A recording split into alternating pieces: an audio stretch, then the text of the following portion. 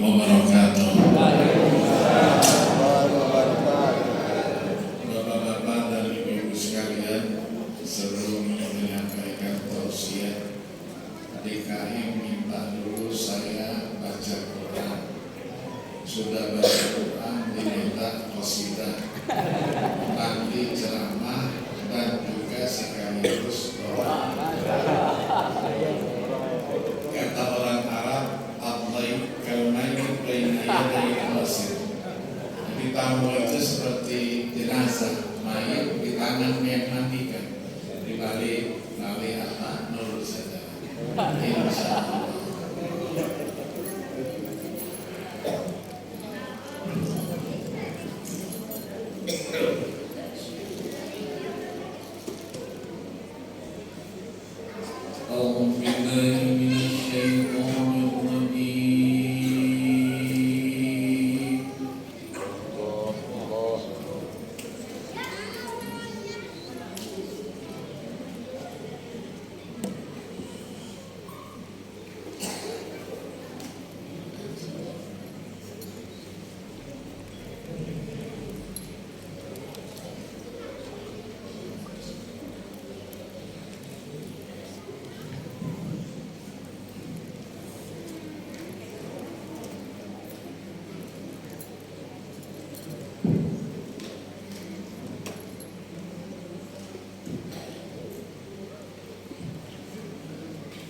Bismillahirrahmanirrahim.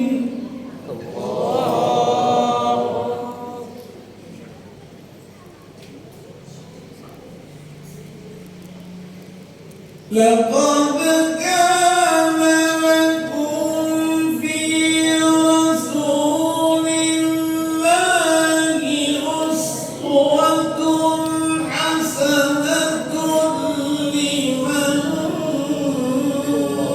kana yarjullaha wal yawmal akhir wa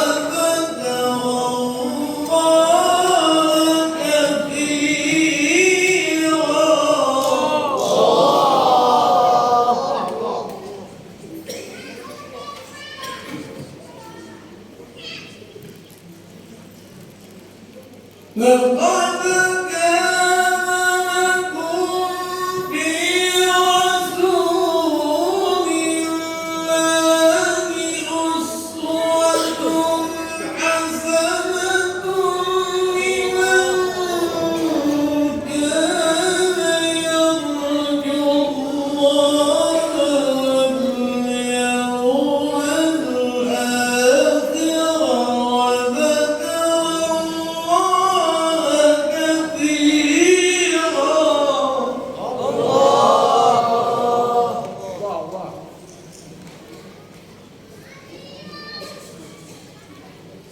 أسوة حسنة لمن كان يرجو الله واليوم الآخر وذكر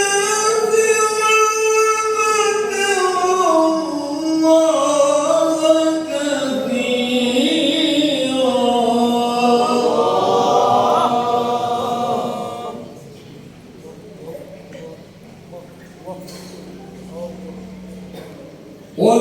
ولما رأى المؤمنون الأحزاب قالوا هذا ما وعدنا الله ورسوله.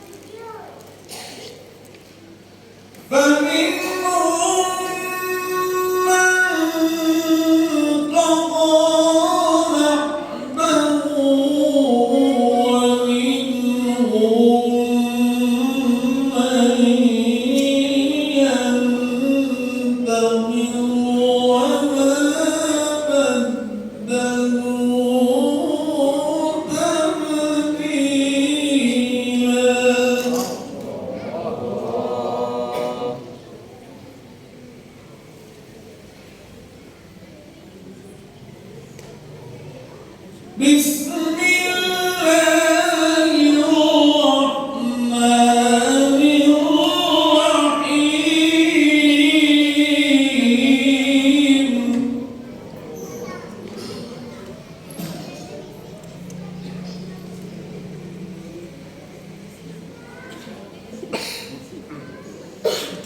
اقرأ باسم ربك الذي خلق خلق الإنسان من علق اقرأ وربك الأكرم الذي علم بالقلم علم الإنسان ما لم يعلم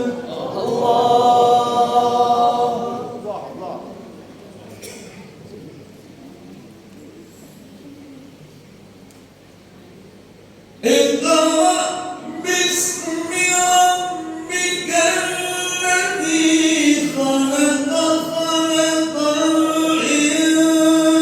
الإنسان من علق اقرأ وربك الأكرم الذي علم بالقلم علم الإنسان ما لم يعلم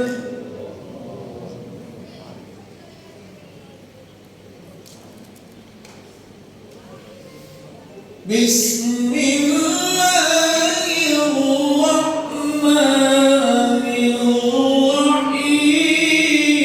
الرحيم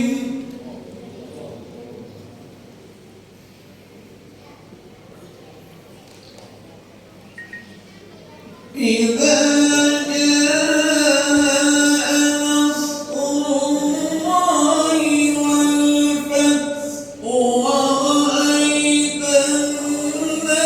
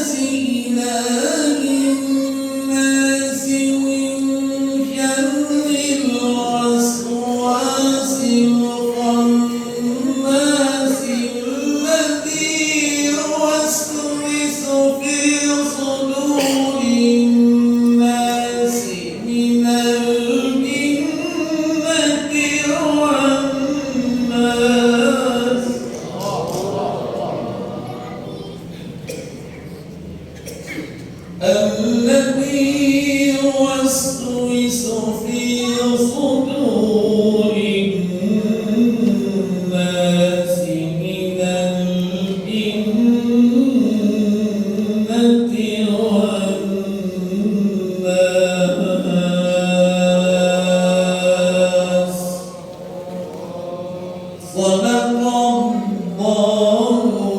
azim.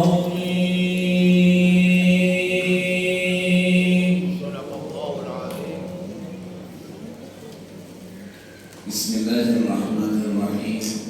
Alhamdulillahirabbil alamin. Wassalatu wassalamu ala asyrafil anbiya'i wal mursalin sayyidina Muhammadin wa ala alihi wa ashabihi ajma'in, amma ba'du. Yang saya muliakan DKM Masjid Nurul Huda beserta seluruh jajarannya, para alim ulama yang saya cintai, para habaib yang saya banggakan, pejabat pemerintahan yang kita cintai, hadirin dan hadirat sekalian, wabil khusus anak-anak kita yang tadi tampil. Puji dan syukur kita panjatkan kehadirat Allah Subhanahu wa Ta'ala, di mana malam hari ini kita duduk bersimpuh di rumah Allah yang mulia ini dalam rangka memperingati Maulid Nabi besar Muhammad sallallahu alaihi wasallam, memperingati kelahiran seorang manusia paling besar dari manusia-manusia besar dunia, seorang pemimpin yang paling hebat dari pemimpin-pemimpin hebat dunia, seorang pemimpin yang penuh dengan ketauladanan,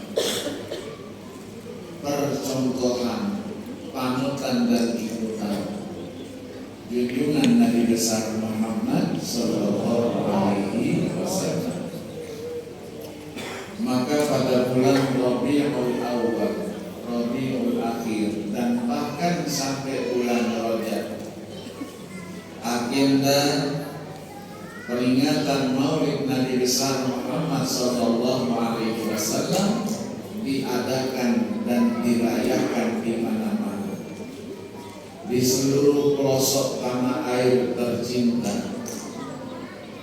di daerah-daerah negara serumpun, dan bahkan seantero dunia, dalam rangka mengungkap rasa syukur kepada Allah Subhanahu wa Ta'ala dan terima kasih kita kepada junjungan Nabi besar Muhammad sallallahu alaihi wasallam yang diutus oleh Allah di tengah-tengah kehidupan masyarakat yang tidak menentu. Setelah 600 tahun lamanya terputus, tidak ada nabi dan rasul yang diutus oleh Allah Subhanahu wa Ta'ala setelah Nabi Allah Isa alaihi salatu wassalam. Maka nabi kita diperingati kelahirannya dalam rangka mengungkap rasa syukur kita. Tanpa beliau kita tidak akan begini. Tanpa beliau kita dalam gambaran sejarah berada dalam posisi tidak menentu, masyarakatnya berada dalam posisi jahiliyah. Jahiliyah itu bukan berarti bodoh, antonim daripada pintar cerdas, tapi bodohnya karena tidak mengenal Allah Subhanahu wa Ta'ala sebagai Tuhan yang wajib disembah. Maka dari itulah kondisi masyarakat pada waktu beliau dibangkitkan tidak mengenal mana yang benar, mana yang salah, mana yang hak, mana yang batil, mana milik pribadi, mana milik orang lain. sampai dengan mana istri sendiri, mana istri orang lain. Ada seorang wanita yang diinginkannya. Mereka tidak tahu istri orang, anak orang, saudara orang, keluarga orang. Harus diikuti dan dipenuhi tuntutannya. Kalau tidak, perang, pembunuhan terjadi, dan lain-lain sebagainya. Maka kelahiran Nabi membawa rahmat. Diutusnya Nabi juga sebagai rahmat. Salah seorang pujangga berkebangsaan Spanyol yang bernama Antonico, beliau katakan, laula hadar rasul la'adatil basyariyah ila al-usulil wahsyiyatil qadim.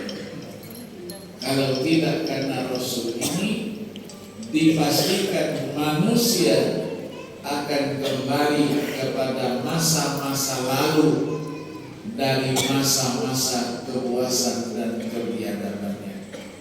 Rupanya manusia, tapi akhlak budi pekerti mereka lebih dahsyat, lebih biadab, lebih puas dari binatang-binatang puas yang ada. Itu gambarannya. Maka wajar kalau kita umat Islam mengadakan peringatan kelahiran beliau, seorang manusia besar yang tadi digambarkan. Tadi sebelum membaca doa, kita baca namanya Syama'il. Syama'il itu menceritakan akhlak dan budi pekerti junjungan Nabi besar Muhammad sallallahu alaihi wasallam, yang digambarkan sejak dalam perut ibu yang hamil, yang mengandungnya tidak merasakan berat, tidak pernah merasakan sakit, tidak pernah merasakan sesuatu sampai beliau dilahirkan. Ketika dilahirkan sudah dipotong pusatnya, sudah pakai celak mata, ya, dan lain-lainnya. Digambarkan waktu asur,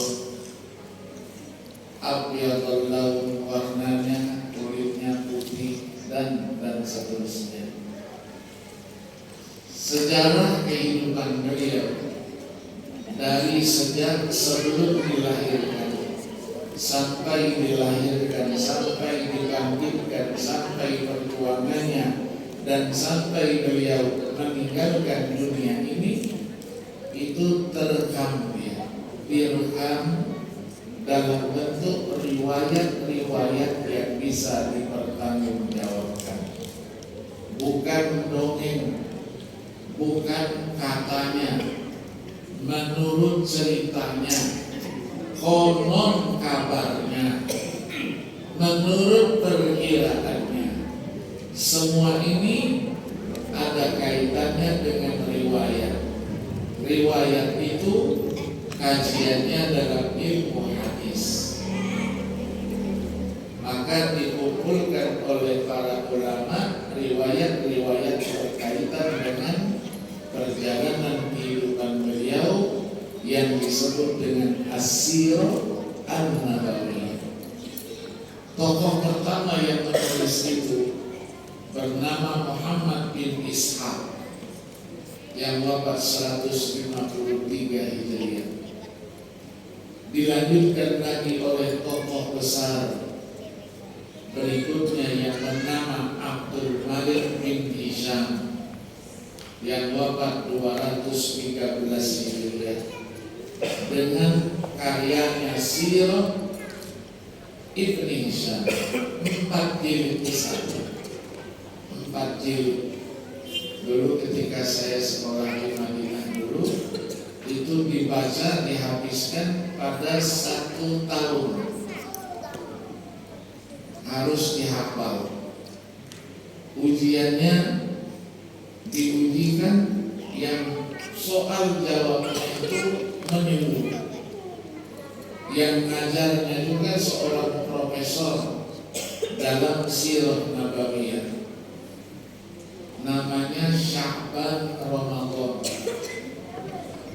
Anak-anak usil kadang-kadang, ditambahi lagi satu Sya'ban Ramadan Syawal. Ya, luar biasa. Dilanjutkan lagi dengan buku-buku Tabaqat. Imam Al-Bukhari menuliskannya, terjemah beliau.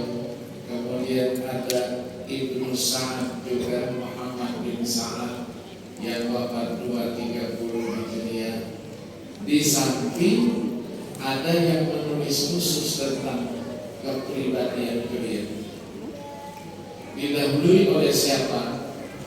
Oleh Al-Imam Abu Isa Muhammad bin Sawrah At-Tirmidzi yang wafat 279 Hijriah dengan judul Asy-Syama'il Al-Muhammadiyah. Sekarang sudah diterjemahkan menjadi kepribadian Nabi Muhammad sallallahu alaihi wasallam. Dilanjutkan lagi oleh seorang ulama besar yang bernama Al-Imam Al-Baghawi, mufassir terkemuka abad ke-6 yang wafat 510 Hijriah, diberi judul Al-Anwar fi Syama'il Nabiyil Mukhtar, dua jilid besar. Al-Imam Ibnu Katsir juga, mufassir abad ke-8 yang wafat 774 Hijriah, menulis juga secara terpisah sebuah kitab Syama'ilur Rasul sallallahu alaihi wasallam. Dan ulama-ulama berikut ada Imam Al-Qayrawani yang wafat 960 Hijriah, menulis Asy-Syama'il Al-Muhammadiyah was-Shalawat Az-Zakiyah. Sampai dengan sekarang kita kenal tokoh yang wafat beberapa tahun yang lalu, Wahbah As-Suhaili, menulis buku Syama'ilul Mustafa sallallahu alaihi wasallam. Ada yang menulis dalam bentuk soal dan jawab, dibuatkan soalnya dijawab. Semuanya itu kita bisa pertanggungjawabkan secara ilmiah. Maka dari itu informasi yang sampai kepada kita informasi yang akurat, dan dikaji secara ilmiah di perguruan tinggi.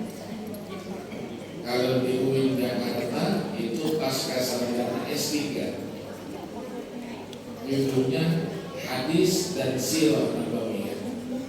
Hadis dan Sirah Nabawiyah, menelusuri.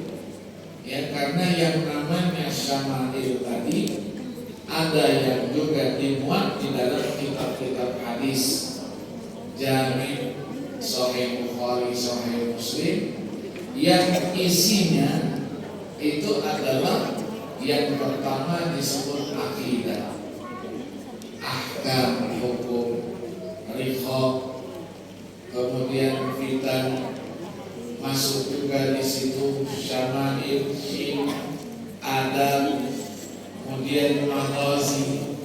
Nabi juga ikut serta perang, dan yang terakhir adalah tafsir. Maka kitab-kitab hadis yang dihimpun membuat bab-bab khusus tentang siapa beliau yang sebenarnya. Maka dari itulah kita rayakan untuk mengetahui sosok beliau yang begitu mulia dan begitu terhormat. Nabi kita tadi ayat 21 surah Al-Ahzab yang saya bacakan. laqad kana lakum fi Rasulillahi uswatun hasanah. Contoh dan suri teladan buat kaum muslimin. Laku. Tapi kenapa ada ayat wa ma arsalnaka illa rahmatan lil alamin? Seharusnya rahmatan lil mukminin. Apa rahasianya? Limana lam yakulillahu subhanahu rahmatan lil mu'minin wa inna ma qala rahmatan lil alamin. Apa rahasianya? Paling tidak ada 6 rahasia besar di sini. Nabi datang li'annahu ja'ahum bil huda. Nabi datang membawa petunjuk. Apa petunjuknya? Al-Quran dan As-Sunnah An-Nabawiyah. Maka Al-Quran sering kita dengar ayat hudal lil muttaqin, hudal linnas, wa bayyinatin minal huda wal furqan. Kemudian ayat 174 surah An-Nisa, ya ayyuhan nas qad ja'akum burhanun min rabbikum wa anzalna ilaikum nuran mubina. Diulang lagi ayat 15-16 surah Al-Maidah, qad ja'akum minallahi nurun wa kitabun mubin yahdi bihi man ittaba'a ridwanahu subulas salam wa yukhrijuhum minadh dhulumati ilan nuri bi'idhnihi wa yahdihim ila siratal mustaqim. Surah Yunus ayat 57, ya ayyuhan nas qad ja'atkum mau'izatun min rabbikum wa shifaa'un lima fis sudur wa hudan wa rahmatun lil mu'minin. Surah Hud, wa ja'aka fi hadhil haqqu wa mau'izatu wa dzikra lil mu'minin, dan seterusnya. Kalau kita telusuri ayat-ayat yang menjelaskan Al-Quran sebagai pedoman hidup dan kehidupan kita, tak selesai-selesai. Sementara saya hanya dipesan oleh GKM tadi, tausiah ini jangan lebih dari jam 12 malam. Amin. Yang amin-amin ini semuanya tidak ikhlas.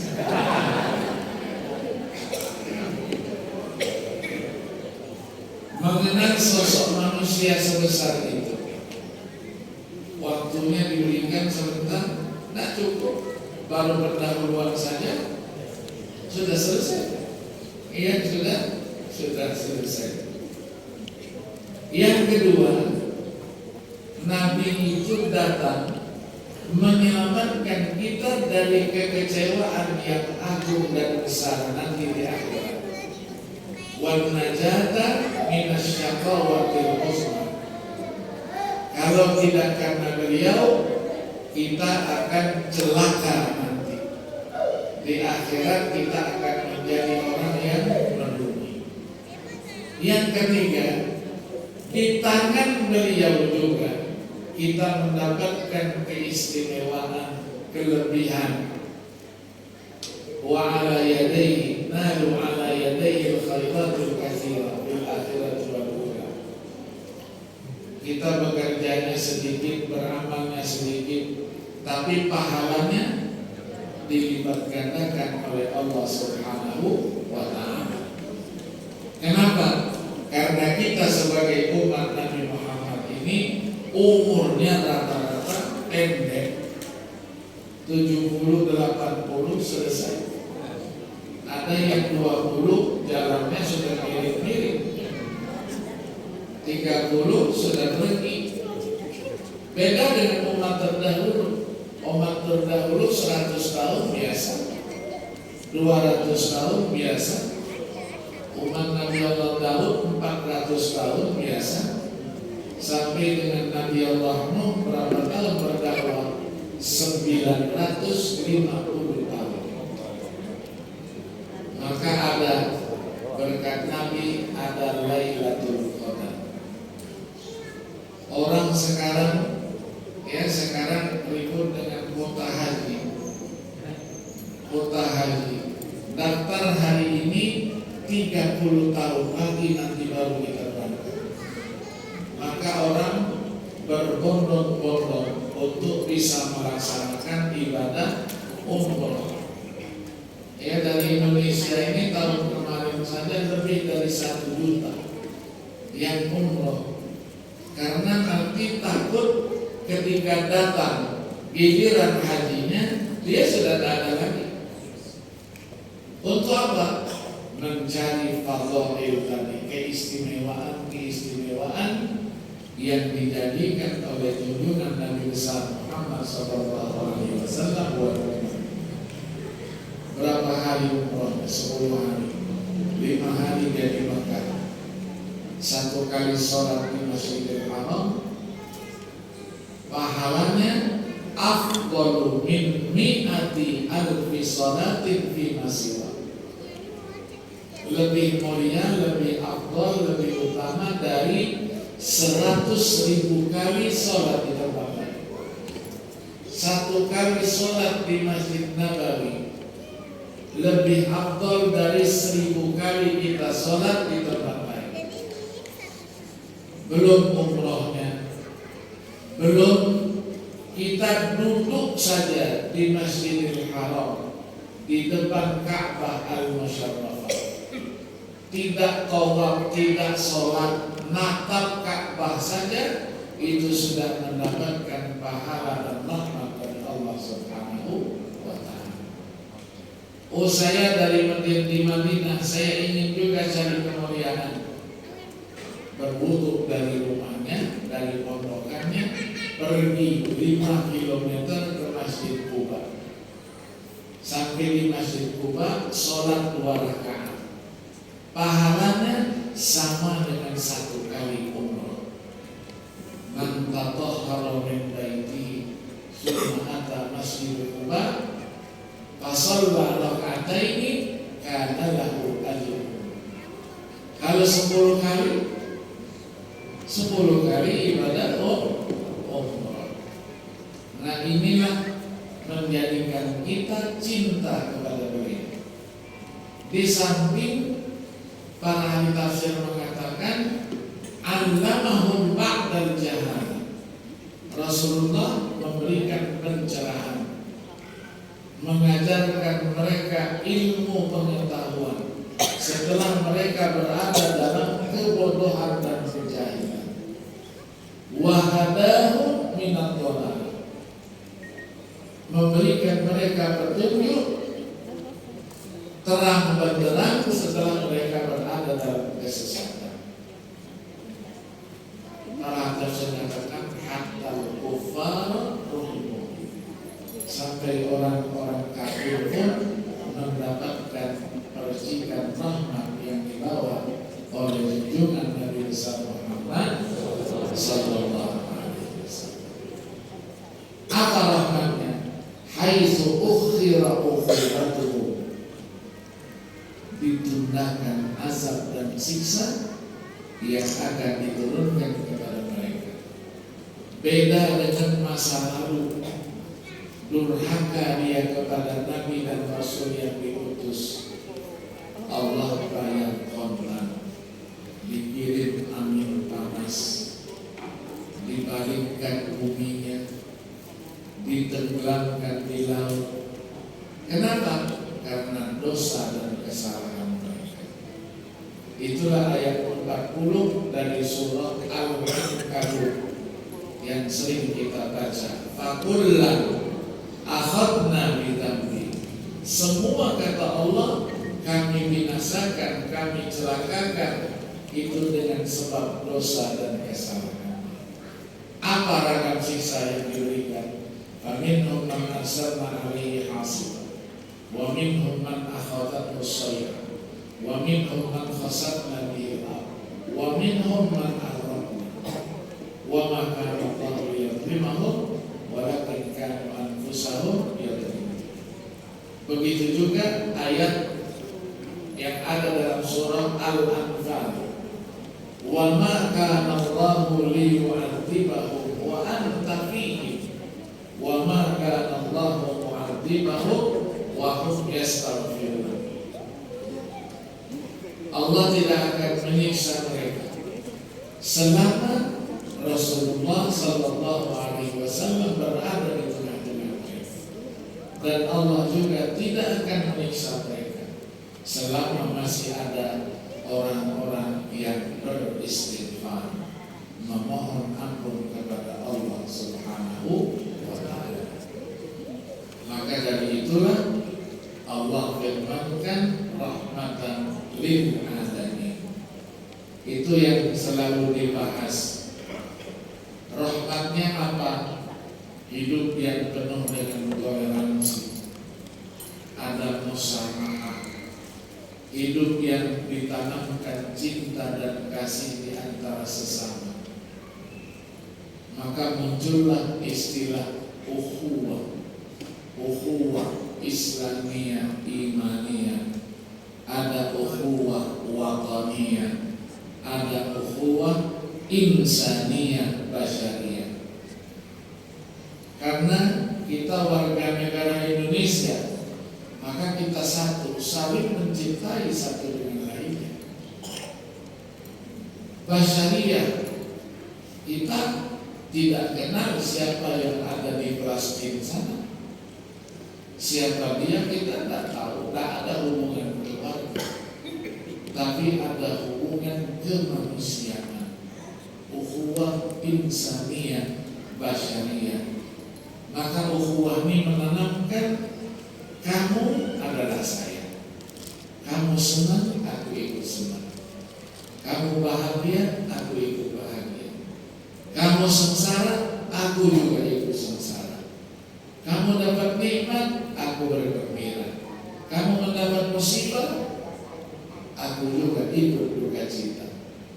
Bukan ada musibah, syukurlah, cocoklah, matilah sana.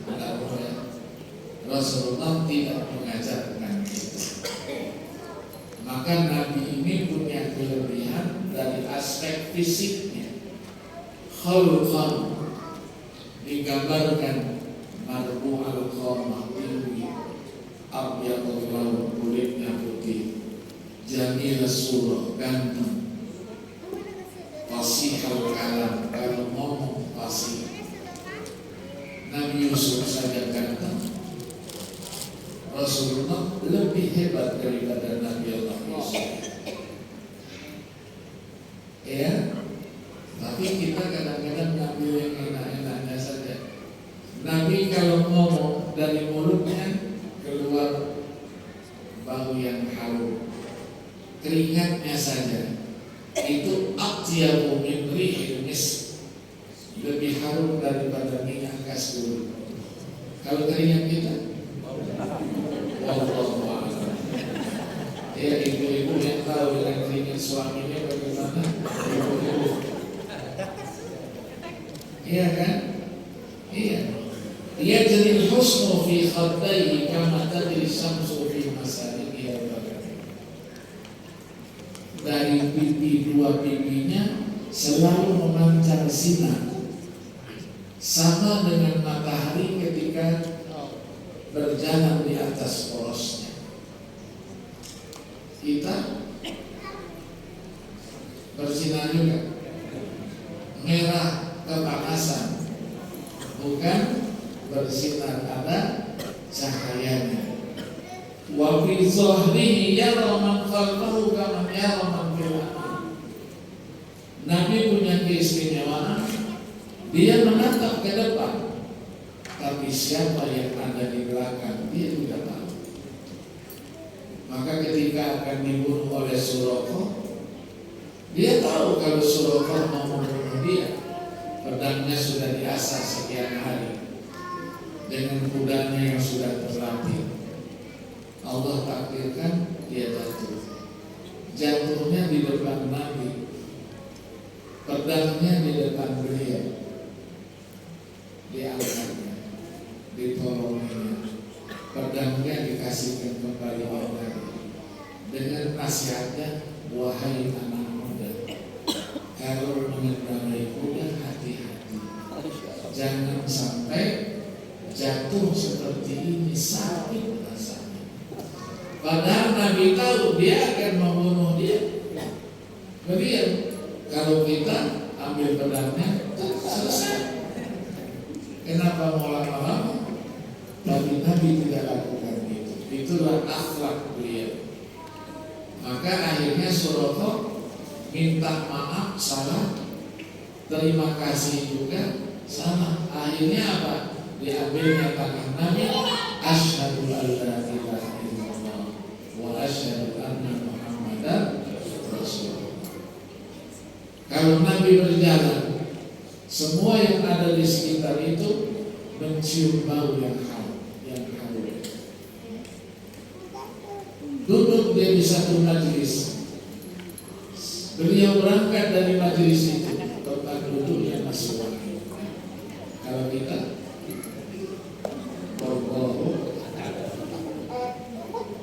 ya, dikabarkan juga tadi itu. Wa huwal Syafi' ar-Rahim lil yatim wal arma. Cinta kepada anak yatim. Yang bapak yang paling mencintai janda. Kita ngambilnya jandanya, yatimnya ditinggalkan.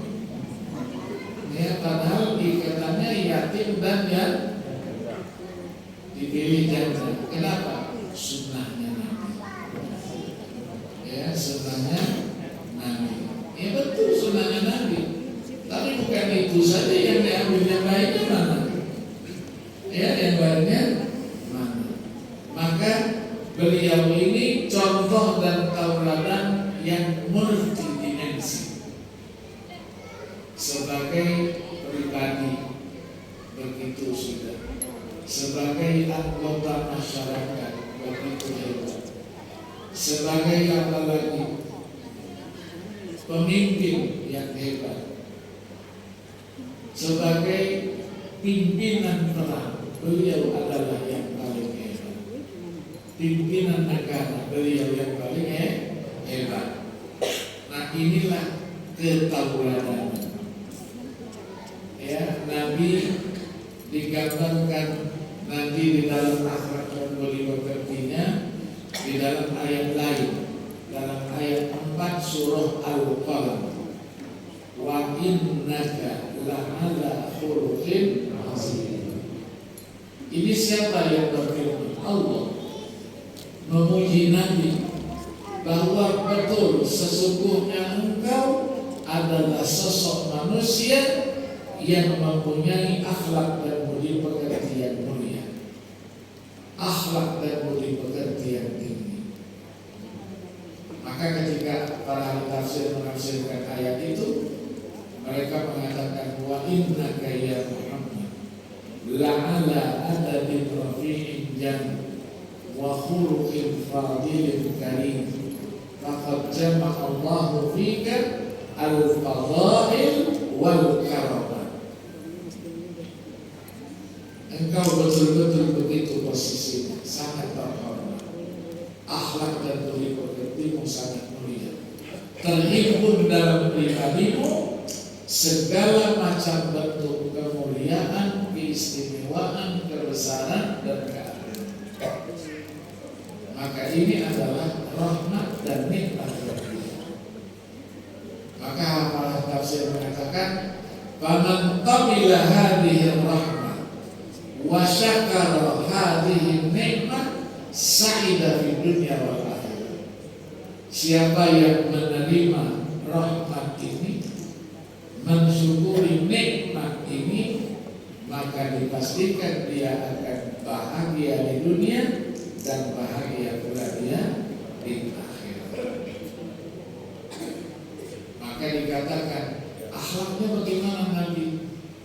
Disebutkan maka min khuluqi sallallahu alaihi wasallam. Sebagian daripada akhlak dan budi beliau apa? Al-ilmu wal-hilm. Ilmu pengetahuan. Nabi tidak rela kalau ada umatnya yang masuk dalam kelompok minal berokoniin. Tahu lagi? yang bodoh. Harus cerdas, harus pintar. Yang kedua, Nabi menunjukkan akhlak kesabarannya. Al-Him, sabarnya sudah di atas rata-rata. Mengajak orang berbuat baik, bukan diterima dengan baik, tapi dilempari batu. Lari ke Taif, diharapkan penduduk Taif membantu dan membela beliau. Ternyata tidak demikian. Sama saja dia dilempari, dan bahkan dilempari bukan dengan batu, dengan kotoran. Malaikat datang.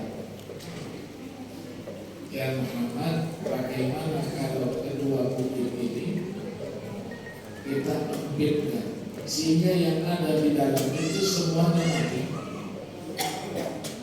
Kalau kita ya sekaligus selesaikan. Nabi katakan jangan. Mereka itu tidak kenal aku. Siapa aku? Doa yang disampaikan, Allahumma biqaumi fa innahum la ya'lamun. Ya Allah, berikan hidayah kepada kaum ini karena mereka belum tahu siapa aku yang sebenarnya. Di Madinah selalu saya sampaikan contoh yang dimuat oleh Ibnu Al-Qayyim Al-Jauziyah dalam bukunya Zadul Ma'ad. Dimusuhi, dibenci oleh seorang wanita tua Yahudi. Rumahnya tinggi-tinggi. Diintipnya kalau Nabi keluar dari atas jendela, dia keluarkan kepalanya, diludahi. Nabi bersihkan. Nabi lihat tuh ada wanita di atas, wanita keluar. Sahabat yang ikut di belakang beliau sudah tidak sabar. Ya Rasulullah, biar aku saja yang naik. Itu wanita sudah tua, tidak perlu bawa pedang, tidak perlu apa. Aku pegang saja, pencet sedikit, mati dia. Kata Rasulullah, jangan. Besok lagi mau keluar dari masjid, mau melakukan perjalanan, sahabat sudah mengasih tahu sama Nabi, ya Rasulullah, kita lewatnya dari jalur di sana saja. Nanti diludahi kembali oleh wanita tua itu. Apa kata Nabi? Kenapa? Saya sudah langganan seperti itu. Diludahi lagi. 2-3 hari kemudian ternyata tak muncul dia. Dilihat Nabi tak ada. Nabi berhenti sengaja meludahnya. Dia tak ada. Rasulullah terus mintakan sahabatnya, cari tahu di mana wanita tua yang selalu berkali aku. Ada yang naik ke atas, ternyata sakit, terbaring dia di tempat tidurnya. Kalau bahasa orang Sumatera, orang kampung sawah, kuala. Ya kan? Kuala. Masa Nabi diludahi? Ya. Terus Nabi perintahkan lagi, cari tahu kuliner apa yang dia senangi. Nasi uduk, tekwan tadi. Ya. Ternyata dia senang syurba. Syurba itu bubur yang dikasih daging. Rasulullah pulang, dipanggil istrinya Sayyidah Aisyah radhiyallahu anha. Buatkan makanan, istahilah ta'aman tasdahi. Sayyidah Aisyah terus tanya, untuk siapa ini ya Rasulullah? Untuk wanita itu katanya, yang sering meludahi setiap hari. Iya, buatkan saja. Sudah selesai.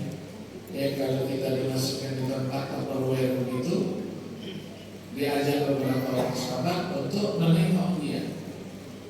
Nabi muncul duluan. Begitu Nabi muncul duluan, dia langsung mau lari dari tempat tidurnya. Ini orang yang aku ludahi setiap hari. Dia datang, pasti dia akan mencelakakan. Kata Rasulullah, tenang di tempat, jangan pergi. Aku datang tidak akan mencelakakan, apalagi membunuh. Aku datang untuk menengok. 2 hari sudah aku tunggu ludah, ternyata tidak ada. Engkau siapa? Nah, kami datang semua mendoakan semoga cepat sembuh dan kembali melanjutkan profesi membudaya.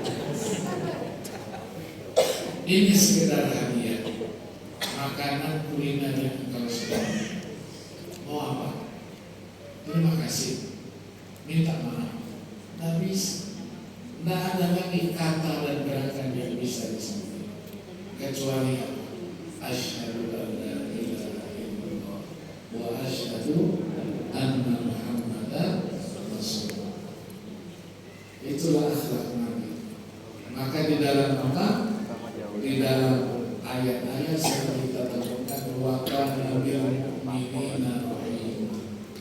Laqad ja'akum rasulun min anfusikum azizun 'alaihi ma 'anittum harisun 'alaikum bil mu'minina raufur rahim.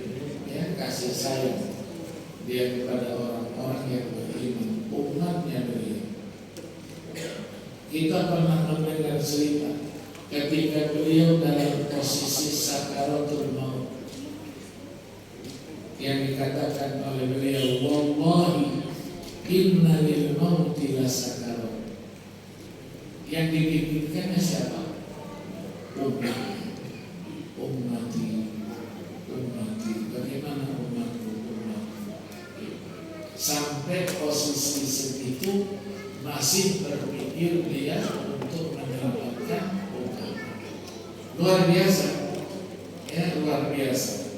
Maka dari situlah kita harus menanamkan kecintaan kita di atas segala-galanya. Pertama apa?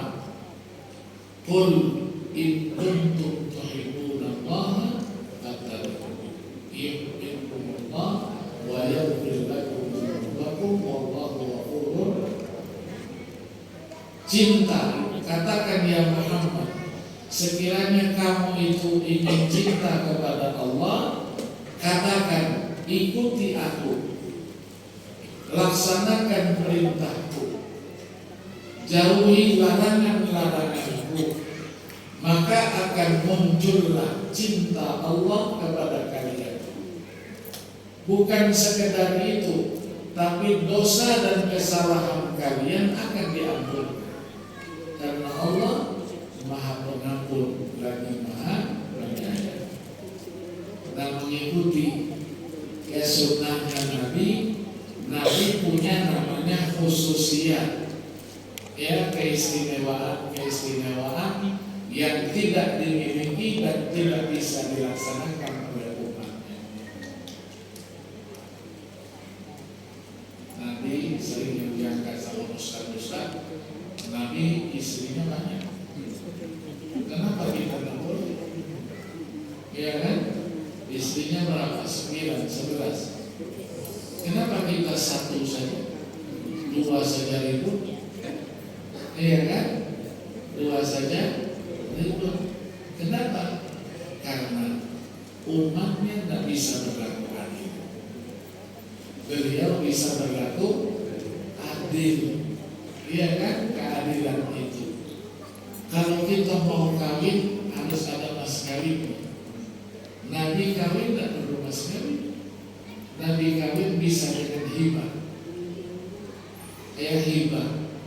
Untuk memiliki sesuatu, kalau kita bayar namanya jual beli. Kalau kita tidak bayar namanya hibah. Ya, kalau barang. Kalau manfaat bayar namanya sewa. Kalau tidak bayar namanya minjam.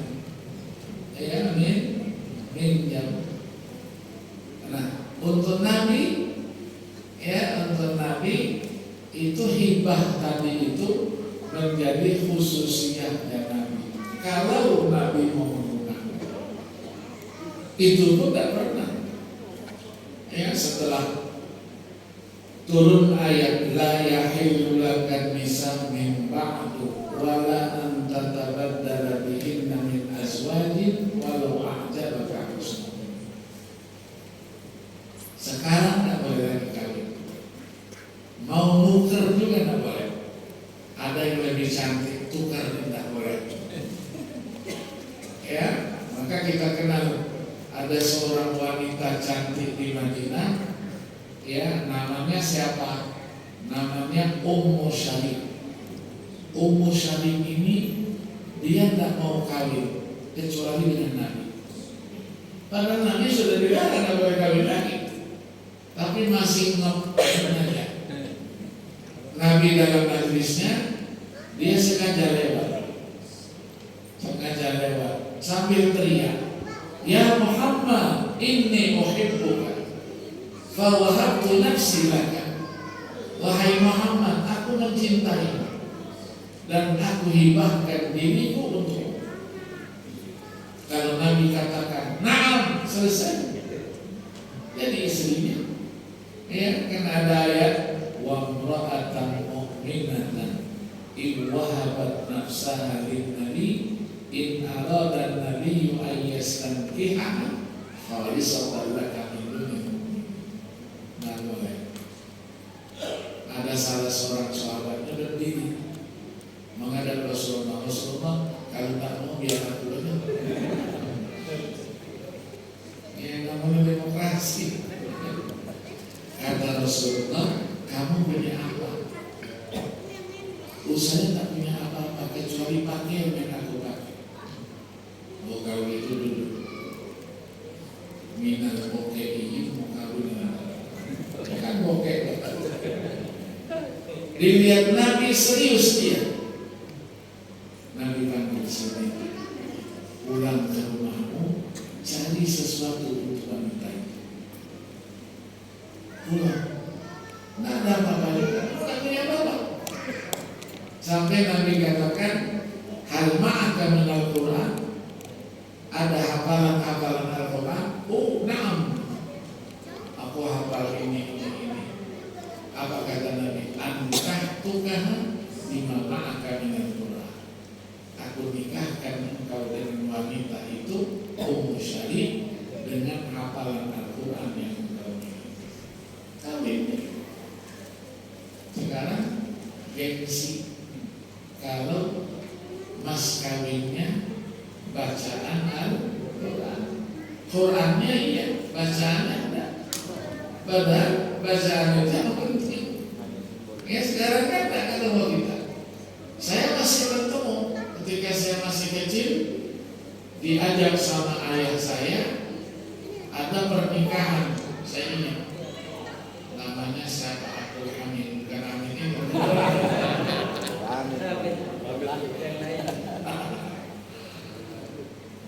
Dia menikah, dinikahkan oleh saudara laki dari perempuan itu, namanya Zainuri. Ini saya di sebelah dulu. Ditanya sama penghulu, apa mas kawinnya? Bacaan Qul huwallahu ahad 3 kali, surah Al-Ikhlas 3 kali. Ya, itulah maharnya. Ya, dari dikawinkan dia Abdul Hamid, ankahtuka wa zawwajtuka. Ya, aku nikahkan dan aku kawinkan engkau. Mewakili, ya, namanya wali, saya sebagai wali, bimahri qiraati surat Al-Ikhlas salasa marratin naqdan. Dijawabkan oleh Abdul Hamid tadi, ya, suami itu, ya, dia sudah diwajari, saya terima nikah dan kawinnya dengan mas kawin tersebut tunai. Penghulu terus bilang sama Abdul Hamid, sekarang baca surah Al-Ikhlas 3 kali sebagai mas kawin. Wanita disuruh dengarin, mas pengantin perempuan, dengarkan mas kawinnya mau dibacakan. Enak kalau baca Qurannya seperti saya tadi itu, baca suaranya sembel lagi, ya. Tapi itu lama sekali, ya. Naskah kawin itu kan pemberian yang diberikan oleh suami kepada istri. Yang kedua apa? Akhlak Nabi kasratul ibadati was-sakhar. Nabi banyak ibadahnya dan dermawan. Sahabat nanya, ngapain katanya kau sholat malam apa semuanya, puasa, sementara engkau sudah dijamin masuk surga, dan bahkan kunci surga itu kamu yang akan pegang. Ya, gitu. Kalau kita ya sudah tidak usah. Ya, sakhar, dermawan. Tadi dibaca oleh anak-anak tadi, ajwalu minar rihil mursalah. Lebih cepat, lebih kencang itu dari angin yang bertiup. Itulah kedermawanan Nabi Sallallahu Alaihi Wasallam. Tapi jangan lupa kesederhanaannya. Nabi itu hidupnya sederhana. Ketika ada tamu dari luar, sudah sholat isya, Nabi duduk bersama sahabatnya. Dia datang, saya malam hari ini menjadi tamu. Tamu harus dihormati. Nabi terus masuk ke dalam, tanya sama Siti Aisyah, apakah masih tersisa makan malam kita pada hari ini? Kata Siti Aisyah, sudah habis, tidak ada sisanya. Kalau kita sampai besok pagi makan siang juga, makan malamnya masih sisa. Nabi terus keluar, bilang sama sahabat yang ada, saya kedatangan tamu malam hari ini. Siapa di antara kalian yang ingin menjadikan tamu saya sebagai tamu kalian? Ada satu orang namanya Hamdalah, sahabat, aku ya Rasulullah. Sudah bawa pulang. Rumahnya tidak seperti rumah kita, 5.000 meter, 2 hektar. Rumahnya kecil-kecil. Begitu nyampe, si istri terus tanya, siapa pria yang engkau bawa itu? Jawabnya, ini tamunya Rasulullah. Beliau menawarkan kepada kami, siapa di antara kami yang ingin menjadikan tamu Rasulullah sebagai tamunya? Aku menjawab. Terus si istri bilang, kita mau suguhkan apa kepada dia? Kita tidak punya apa-apa. Punya anak kecil, yang ada makanan anak kecil yang sedang tidur. Ya, kalau sekarang apa? Serelak ya. Iya, sejenis itulah. Apa kata si suami? Kasihkan kepada dia. Dia lapar. Kata si istri, kalau anak kita nanti terbangun dari tidurnya, dia mau makan juga, lapar juga. Apa kata si suami? Engkau istriku yang terbaik. Hibur anakku itu. Hibur anakmu yang terbangun itu sampai dia tertidur kembali. Terus istri kata, untuk kita juga tidak ada. Apa kata suaminya? Kita ikat saja perut kita.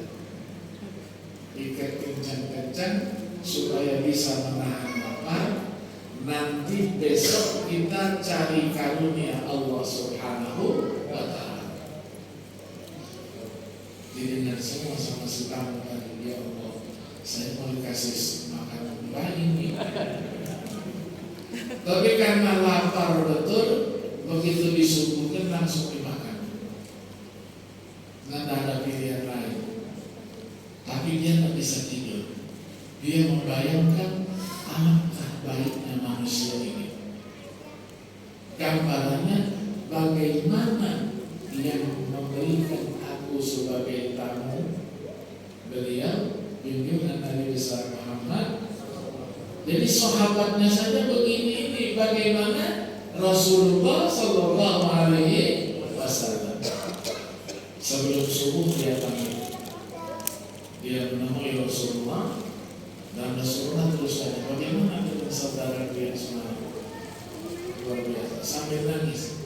Aku tidak pernah bertemu manusia seperti ini.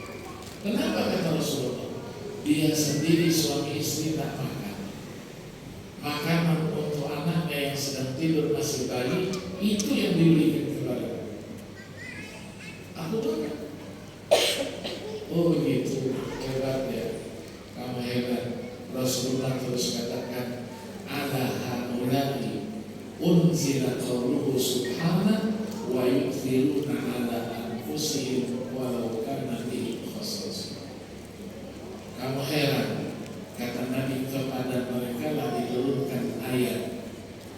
Mereka itu adalah orang-orang yang senantiasa mengedepankan kepentingan orang lain di atas kepentingan pribadi.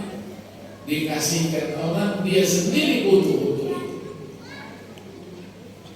Begitu juga Abdullah bin Umar, anaknya Sayyidina Umar, diceritakan di dalam buku Al-Ithar yang ditulis oleh Mahmud Shalaf, diceritakan beliau sakitnya kepengen makan ikan, diajaklah ke pantai. Di Madinah diajak ke pantai, kebetulan bulan purnama ikannya jadi sulit. Tapi beberapa teman yang ikut, sahabat yang ikut, akhirnya dikerahkan. Dapat seekor ikan yang besar. Sudah dapat diserahkan kepada istrinya, masakkan untuk suamimu. Mudah-mudahan dengan makan ikan ini menjadikan penawar dari penyakit yang dideritanya.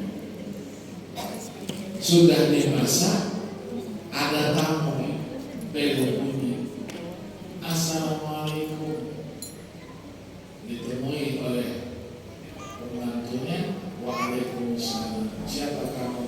Oh saya Sina. Dari mana kamu? Saya dari Madinah. Untuk apa? Saya di Madinah mencari Abdullah bin Umar. Ternyata dia ada di sini. Dijawabnya, Abdullah bin Umar sedang kurang sehat. Mungkin di lain kesempatan. Enggak mau. Ada yang bisa membantu yang lainnya? Jawab si tamu, aku ingin makan ikan. Tahuannya dari kata itu. Abdullah bin Umar mendengar itu. Dia bilang sama pembantunya, kasihkan ikan ini kepada dia, karena dia lebih memerlukan. Kata istrinya, potong dua saja, bagi dua, kamu separuh, dia separuh. Kata Abdullah bin Umar, tidak, biar saja untuk dia lebih memerlukan. Ada tidak manusia seperti itu? Ada tidak kira-kira? Ya, itulah gambaran didikannya Rasulullah Sallallahu Alaihi Wasallam. Ya, maka Nabi itu dikatakan asyukur was-sabr, selalu terima kasih, syukur. Ya, syukurnya di atas segala-galanya, sabarnya luar biasa. Di samping ada namanya at-tawadhu waz-zuhud, rendah diri, zuhud. Di samping syiddatul haya, pemalu. Rasulullah pemalu. Kalau kita bukan saya yang cerita. Kalau kita tidak punya malu, ya, maka Nabi katakan al-haya minal iman. Malu itu sebahagian dari iman. Kalau tidak malu lagi, pasnah masyita. Kita lam tastahi, kata Nabi, kalau kalau sudah tidak punya malu lagi, atau bahasa Ustaz, udah malunya sudah putus, lakukan apa yang kau inginkan. Ya, maka kita diajari oleh Nabi, di dunia ini hidup semaunya, tapi ingat kamu akan mati. Berbuatlah semaumu, tapi ingat semua perbuatanmu akan ada balasannya. Ya, ismasyita, fa innaka mayyitun wa'mal masyita, fa innaka majziyun. Ya, nah kemudian Rasulullah juga tadi itu asyafaqah wal rahmah, husnul mu'asyarati wal adab, penuh dengan akhlak dan budi pekerti, tidak pernah membentak orang, istrinya tidak pernah dibantahnya, pembantunya Anas bin Malik 10 tahun melayani beliau, tidak pernah beliau katakan, kamu lakukan yang ini bukan yang itu. Itulah junjungan Nabi besar Muhammad. Maka kecintaan kita, ya kecintaan kita tadi dikatakan kita mencintai Nabi di atas segala-galanya. Maka beliau sabdakan la yu'minu ahadukum hatta akuna ahabba ilaihi min walidihi wa waladihi wa nasi ajma'in. Tidak sempurna iman seseorang sampai aku dicintai lebih dari kedua orang tuanya, lebih dari anaknya, lebih daripada manusia secara keseluruhan. Maka ketika Sayyidina Umar ditanya, engkau mencintai aku? Nah, semuanya illa nafsi, kecuali diriku. Kata Rasulullah, la ya Umar, tidak ya Umar.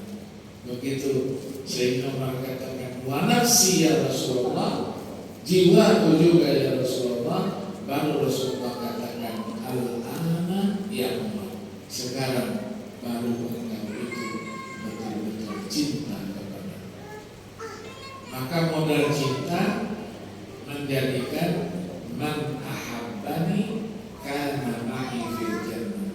Siapa yang mencintai aku, dia nanti akan masuk surga bersama. Nah, bagaimana kita mencintai? Tadi perintah kita tegakkan, larangan kita tinggalkan. Orang yang cinta itu biasanya orang yang selalu menyebut namanya. Ya, dulu kita dalam percintaan disebut nama calon kita siapa, sebut terus kan. Begitu juga yang wanita selalu diingat terus, ada fotonya di muka terus, fotonya dilihat, iya kan? Itu bukti cinta. Nah, Nabi di atas segala-galanya. Maka kunci cinta kita memperbanyak sholawat kepada beliau. Ya, sholawat kepada beliau. Nah, Allah berikan Nabi kelebihan, sholawat 1 kali dinilai 10 kali, dilipat gandakan 100 kali, sampai dengan 700 kali. Man shalla alaiya marratan wahidah sallallahu alaihi wasallam. Kalau 10, 100. Kalau 100, 1000. 10.000. Kalau 10.000, ya. Nah, tak perlu kita diskusikan. Kita baca sholawat, perlu tak kita pegang tasbih? Nanti oleh teman kita di sebelah itu, Nabi tak pernah pegang tasbih. Tasbih itu bid'ah. Iya kan? Iya.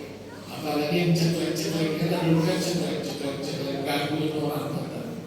Nah, sekarang sudah canggih, cincin saja kan dimasukkan di tangan kita, itu tangan orang. Nabi tidak pakai di tangan kita, tidak apa-apa. termasuk memperingati Maulid Nabi ini dianggapnya bid'ah. Muji-muji Nabi dianggapnya wulu. Wulu itu pujian yang berlebih-lebihan. Di mana pujian berlebih-lebihan? Kita manusia terbatas. Allah sudah puji wa innaka la'ala khuluqin azim. Terus kita mau muji Nabi apa lagi? Maka dalam qasidah-qasidah sering kita dengar, madza aqulu bi wasfihi wa madhihi. Apa yang bisa aku ucapkan? Memujinya, melukiskan beliau sebagai seorang manusia yang sangat-sangat mulia. Wasanahu dauman bahirul isra. Tidak dipuji juga bagaikan matahari yang senantiasa memancarkan sinarnya. Itu Nabi. Tidak bisa kita mengungkap bahasa apa yang kita akan ungkapkan. Bahasa yang paling indah, ilmu yang paling mendalam. Maka kita baca sholawat. Mau sholawat yang mana saja silahkan. Ada sholawat yang dibuat sering kita baca Dalailul Khairat, ya kan? Ditulis oleh siapa? Muhammad bin Sulaiman Al-Jazuli dari Maluku, ya, dari Pes, kota Pes. Beliau itu seorang ulama besar, melakukan perjalanan panjang. Di sana kan padang pasir. Pada satu perjalanan beliau ingin cari air, airnya habis. Dicarilah sumur-sumur di pinggir perjalanan, biasanya ada sumur-sumur. Dicari di sana kosong, kering. Di sana juga kosong, kering. Ada seorang wanita anak kecil, ya, ini aturannya Allah, ya Allah muliakan. Ditanyanya, mau apa Syekh? Kata Syekh Sulaiman, saya mau cari air. Di situ sudah aku cari, tak ada. Terus anak itu ke situ dibacanya sesuatu, ya, terus istilahnya ditiupnya, airnya naik sampai melebar-lebar di jalanan. Itu airnya ya, Fadilatul Syekh. Nah tadi saya ke situ, nah ada airnya, sekarang kok meluber airnya begini ini? Apa rahasianya? Apa yang kau baca? Jawabnya apa? Aku baca sholawat kepada Rasulullah Sallallahu Alaihi Wasallam. Akhirnya pulang, beliau tulislah sholawat itu. Sholawat itu adalah ungkapan menggambarkan sosok Nabi dari seluruh aspek fisiknya, akhlak dan budi pekertinya. Sampai ditulis lebih dari 1000 sholawat. Al-Imam Al-Khairawani juga seorang wali Allah. Dia menginginkan berdoa kepada Allah, ya Allah berikan aku keturunan, berikan aku anak. Anakku lebih hebat makomnya daripada aku. Anakku, aku harapkan mempunyai kelebihan, bisa bertemu dengan Rasulullah kapan saja, di mana saja. Iya, Rasulullah duduk di tengah-tengah. Terjadi itu, ya. Bagaimana caranya? Tak perlu kita pikirkan, ya, karena begini kan tak perlu kita pikirkan. Kalau kita suka memikirkan yang tidak perlu dipikirkan, nanti akan menjadi orang yang selalu dipikirkan. Dia tuliskan, dan itu bukunya As-Syama'il Al-Muhammadiyah Was-Sholawat Az-Zakiyah. Nah, Nabi kan sudah meninggal. Masa kok bisa ketemu lagi itu Nabi? Itu urusannya Allah Subhanahu wa Ta'ala. Ya, bisa waktu dengan mimpi, ya, dengan mimpi ketemu. Ya, apalagi orang-orang yang ahli hadis. Ya, ahli hadis ini kan orang yang berkhidmah kepada beliau, menjaga hafalannya, menjaga sanadnya. Ya, nggak usah yang dulu nggak usah, yang sekarang saja. Ya, mungkin salah seorang guru saya, Syekh Muhammad Yasin bin Muhammad Isa di Makkah, yang meninggal 21 Juli 1990 yang lalu, atau Zulhijjahnya 28 Zulhijjah 1410. Jadi sudah berapa tahun? 35 tahun ya, yang lalu itu. Nah, beliau ini digelari dengan Musnilud Dunia. Kitab hadis di luar kepala semua. Kekuatan hafalannya luar biasa. Ya, luar biasa. Dengan beliau saya belajar dengan beliau dan diberikan oleh beliau sanad keilmuan dalam berbagai disiplin ilmu keislaman, dan semua kitab-kitab keislaman itu, hadisnya apanya, semuanya diijazahkan kepada saya. Itu yang namanya sanad. Nah, ketika saya menulis disertasi saya,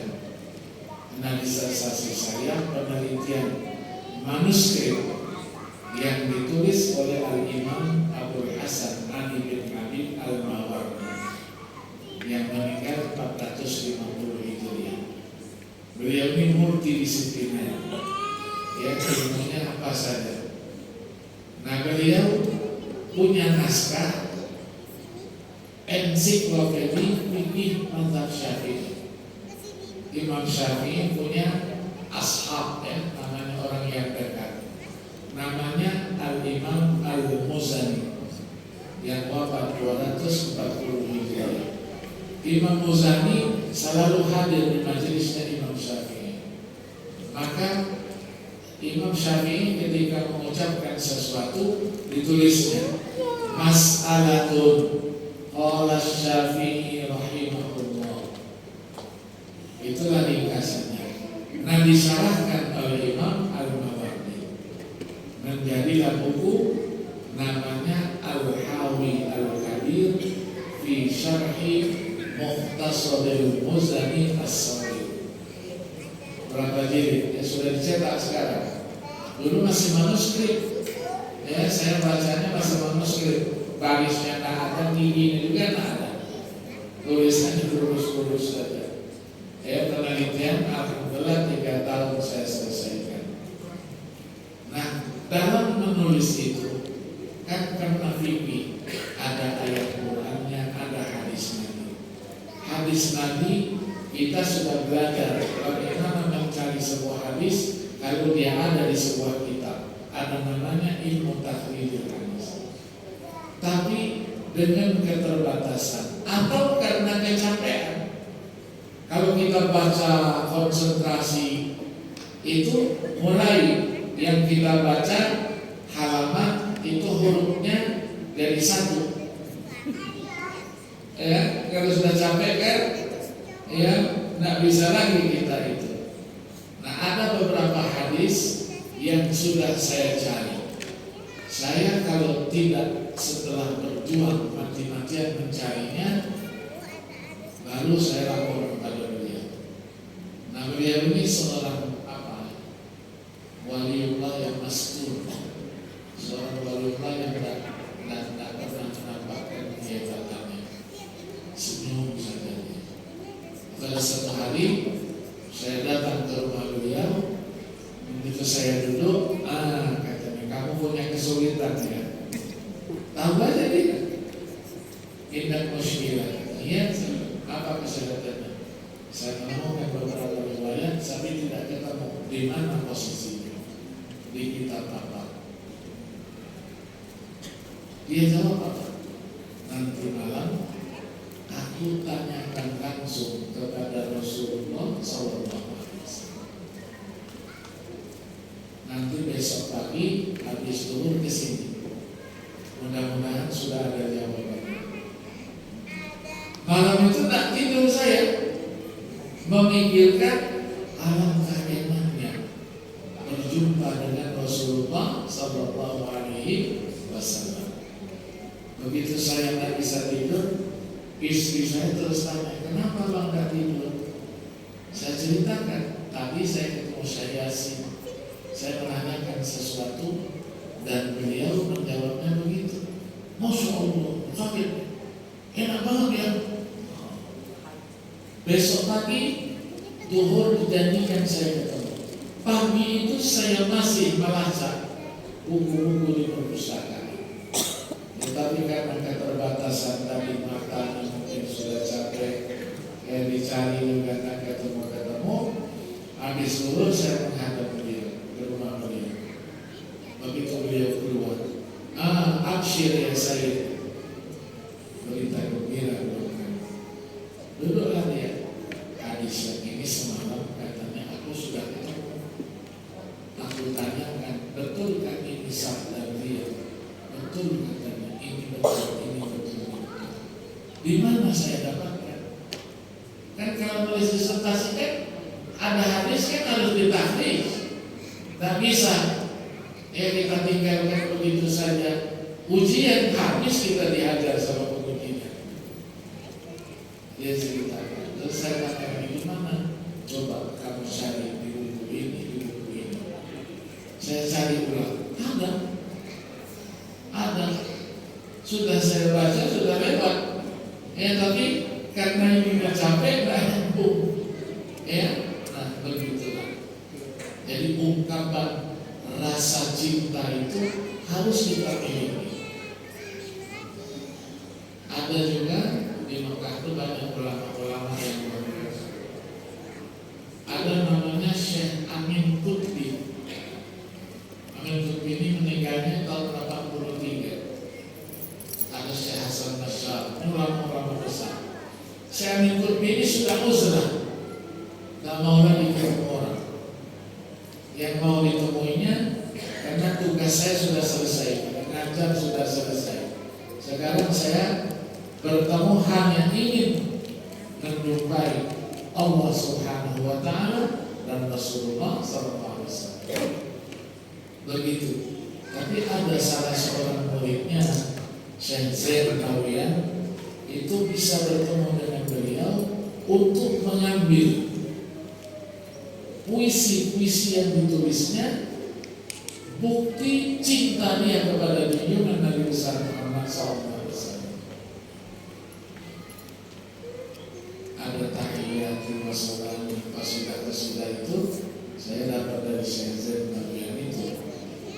Beliau ceritakan kalau sudah cintanya kepada Rasulullah, langsung beliau dari Makkah terbang ke Madinah Munawwarah. Terbang langsung berdiri di depan makomnya Nabi. Cinta aku sudah tak bisa dibendung. Dia ceritakan apa yang terjadi. Ya Allah, ini ulama-ulama yang diberikan oleh Allah Subhanahu Wa Taala kelebihan. Ya, karena apa? Cinta. Orang kalau selalu menyebut namanya, kita insya Allah bertemu juga walaupun di dalam mimpi.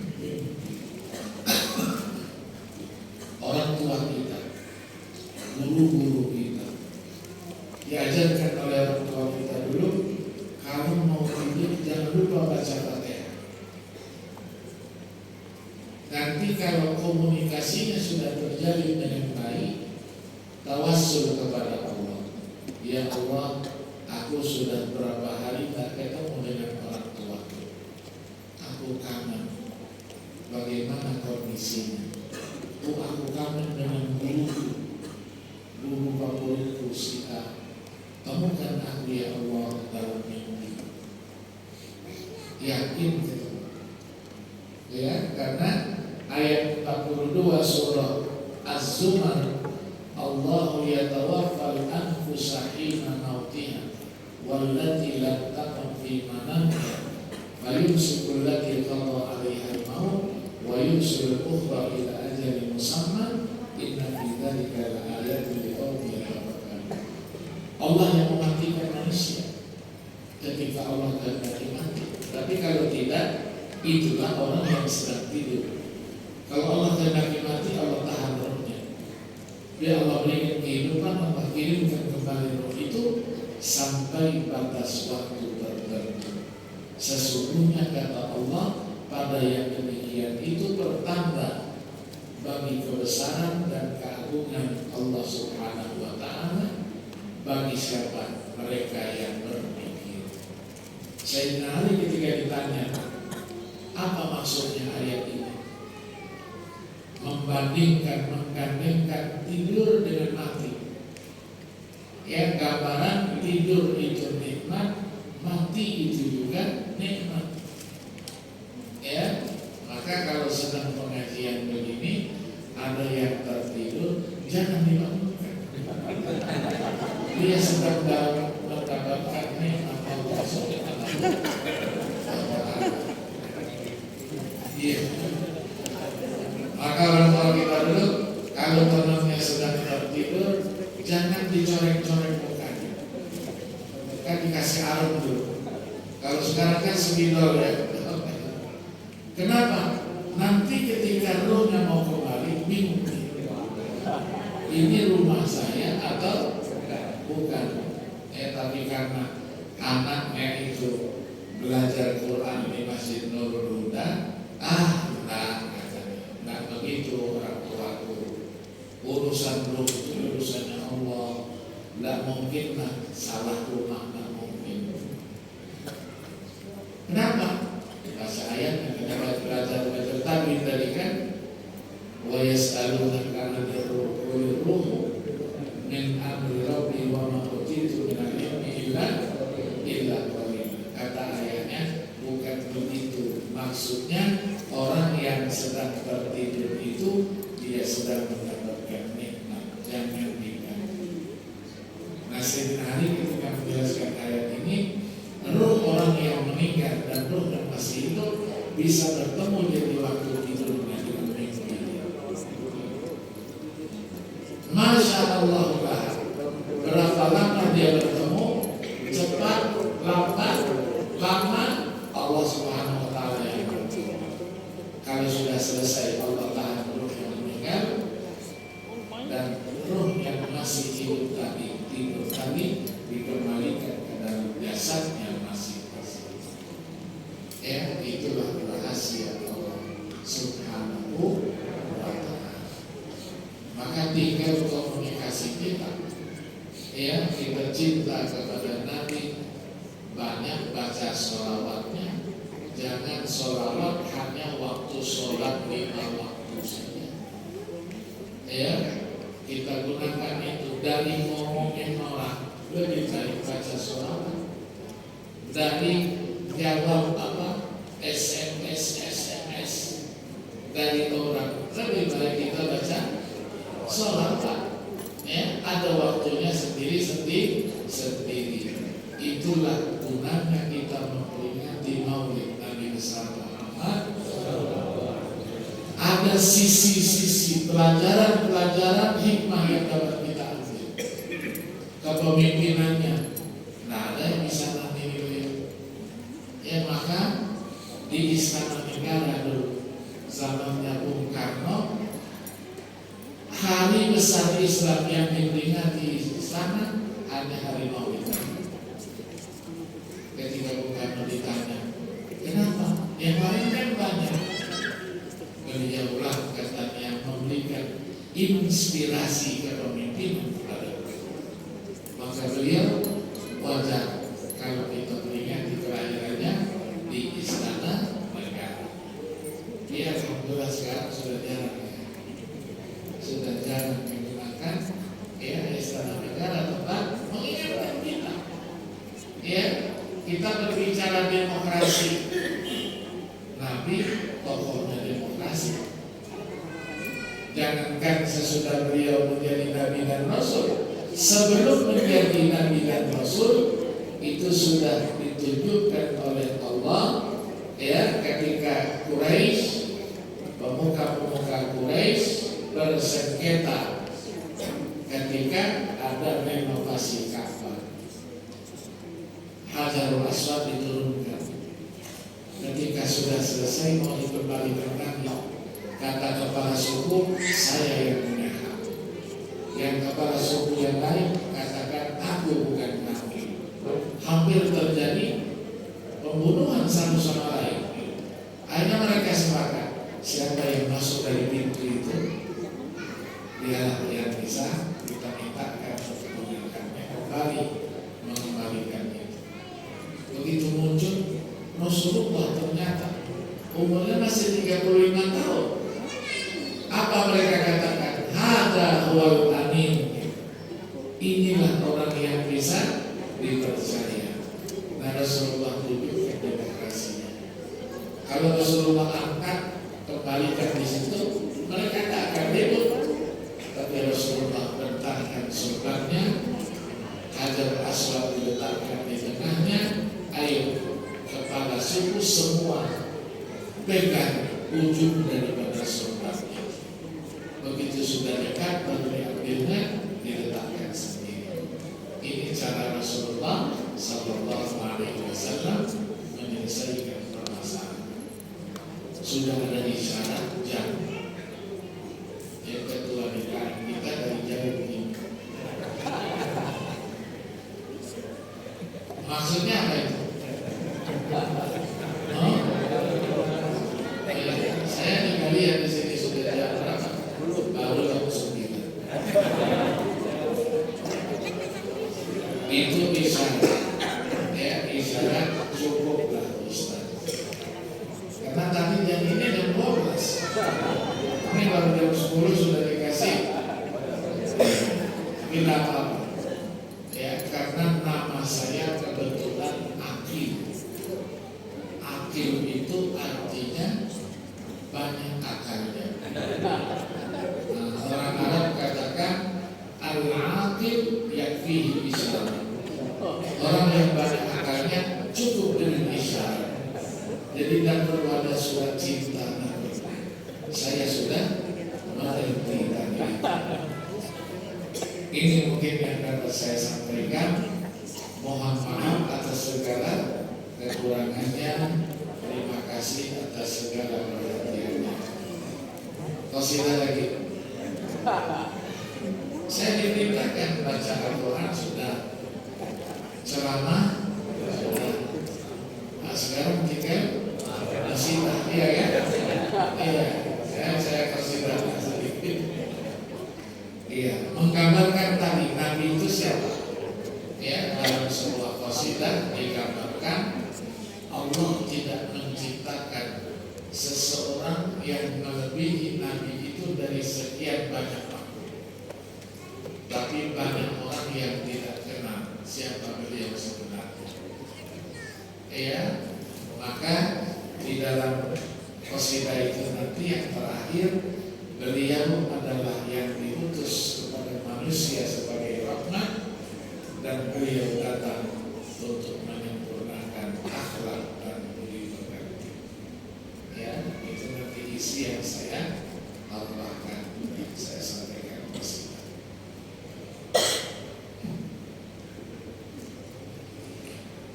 Lam yakhluqir rahmanu mithla Muhammadin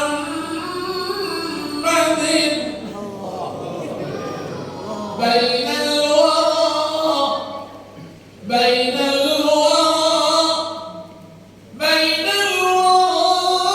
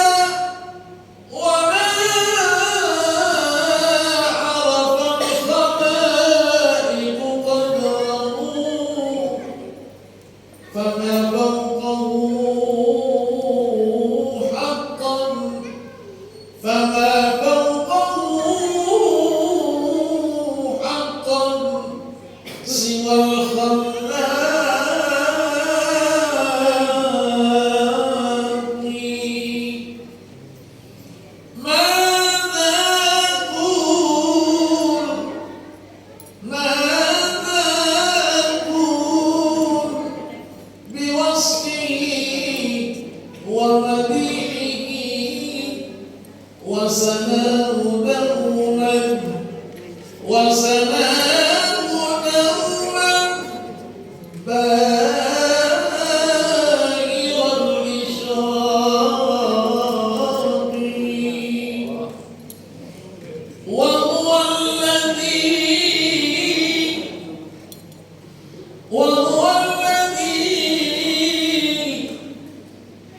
أرسل من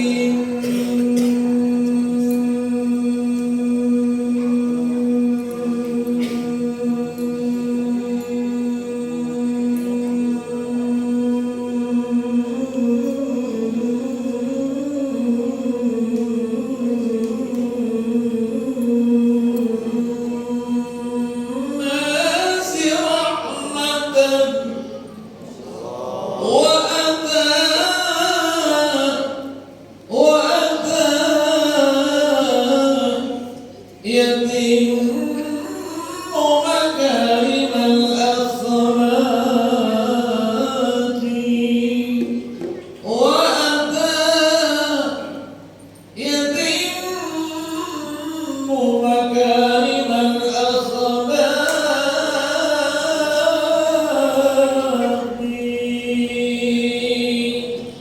صلوا عليه.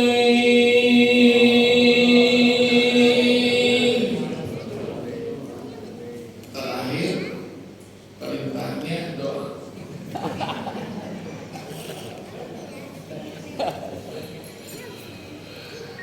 Mari kita angkatkan kedua tangan kita. Sebelumnya kita bacakan suratul Fatihah. Al-Fatihah.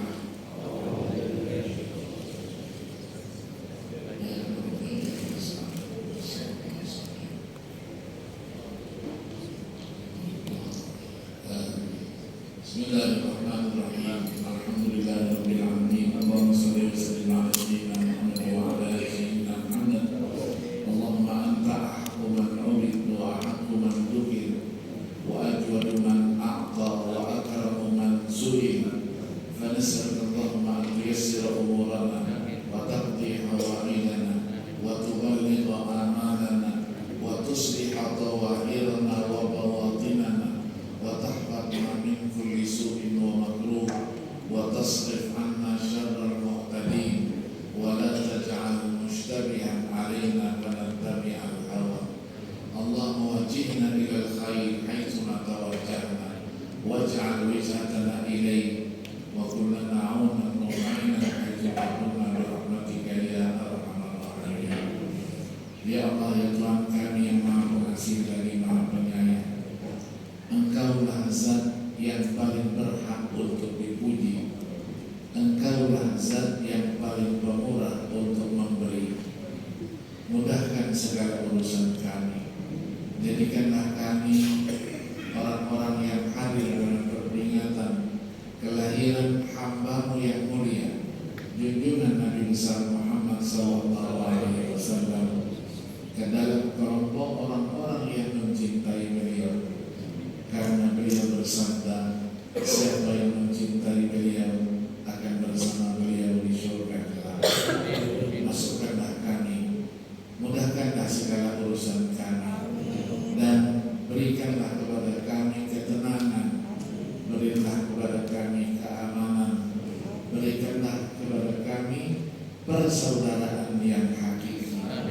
Berikanlah kepada kami orang yang bisa menjalankan syariat yang Kau turunkan kepada hamba-Mu yang mulia, junjungan Nabi besar Muhammad SAW, kemampuan melaksanakan segala perintahnya, kemampuan untuk menjauhi segala larangannya, dan dimudahkan segala urusan kami, urusan pribadi, urusan dalam kehidupan berkeluarga, bermasyarakat,